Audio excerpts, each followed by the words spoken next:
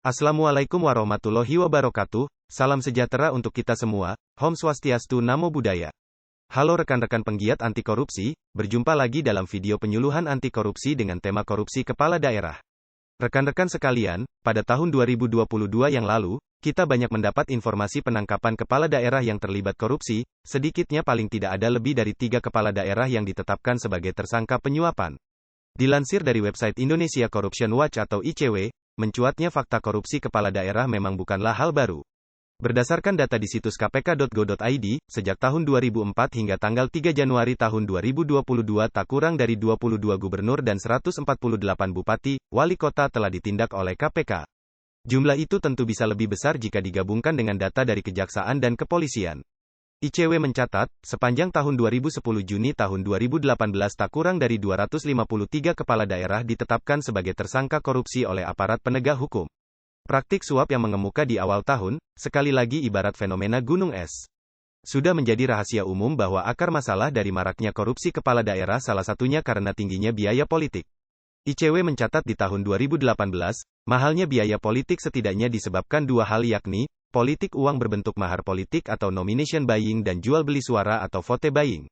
Menurut kajian Litbang Kemendagri tahun 2015, untuk mencalonkan diri sebagai bupati, wali kota hingga gubernur membutuhkan biaya 20 sampai dengan 100 miliar rupiah.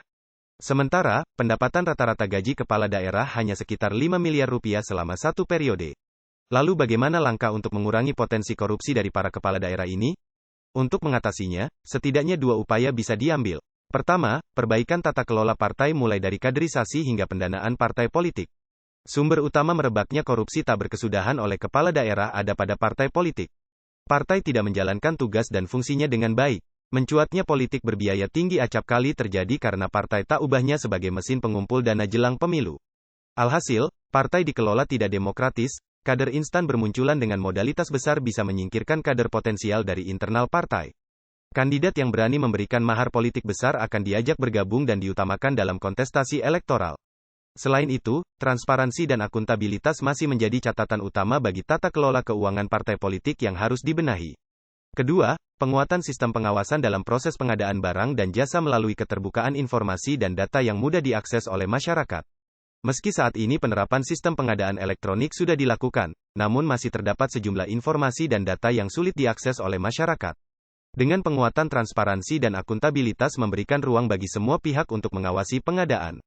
Terakhir, yang tidak kalah penting dalam upaya mengatasi korupsi kepala daerah dengan mendorong aparat penegak hukum berani menjerat partai politik apabila terbukti melakukan korupsi seperti halnya pemidanaan korupsi yang melibatkan korporasi.